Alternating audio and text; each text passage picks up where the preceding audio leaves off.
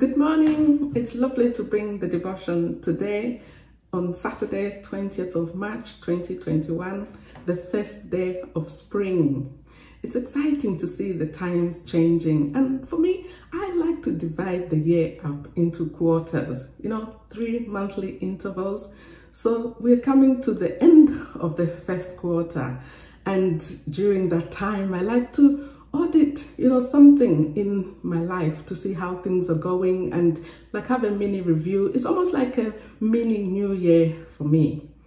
I've been off this week and I've had a good rest. We can't go anywhere at this time. So I've spent most of my time at home and just reflecting on various things. My focus this time has been on how I use my time.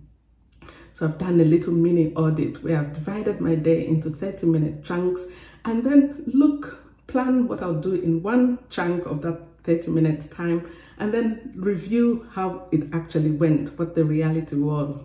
And I'm sure you'll agree with me that things don't always go according to what we have planned.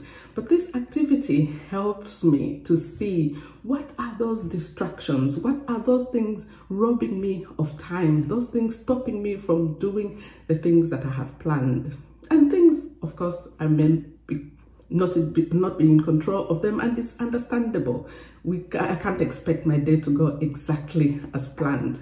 But there are things which I can control, there are choices that I can make so that I'm more effective and efficient in the way that I use my time. But why does it even matter? Well, every day we get a finite amount of time, all of us, 24 hours in a day, 1,440 minutes, and a staggering 86,400 seconds.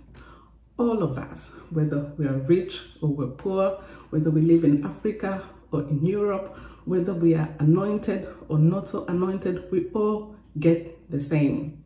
So it's extremely important to know how to steward that time. And that activity that I talked about, it helps me keep in check to make sure that I'm spending that time wisely, that gift that I get every single morning. And sadly, some people are not able to get that. But while we do, what are we going to do with it?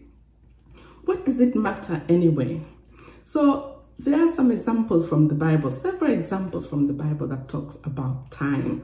But there's one which I wanted to look at, which is in Colossians 3:23. And it's I'm reading from the Passion Version. It says, "Put your heart and soul into every activity you do, as though you are doing it for the Lord himself and not merely for others." So that's a good use of time. If we're going to be super active and productive in what we do, we ought to know when those best moments are to put in that work or activity that we're doing. For me, I'm a morning person. I wake up at the crack of dawn and probably do most of the work before even my work time starts. And that's how I was created, and everyone is different. But it's important we know what works for us so that in that time when we're most productive, we do the important things. Things like maybe reading and studying the Bible, spending time in God's presence without the distraction and praying, worshiping God, and also doing those big tasks of the projects that we have to do, whether it's in our homes or work or church, whatever thing that we're involved with. And when we are fully focused on those activities, when we do our best, when we bring our best to these situations and activities, we start feeling well and good about ourselves. The body senses that we are focused and doing our best and releases these endorphins, the good feel hormones that help us improve our well-being. And that benefit is not just for us. It's also for others. We have more time to serve. We'll have more time to enjoy life with others. We have more time to intercede for others.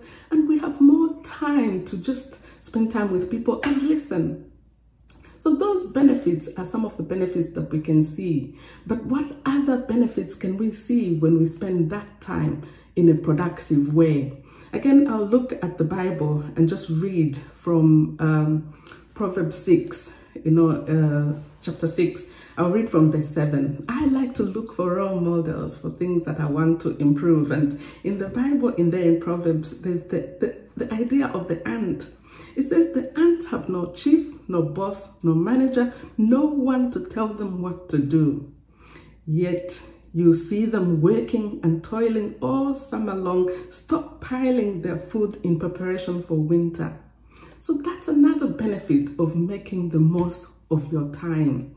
You stockpile while you can so that you are not fearful or hungry when you need it. What about you?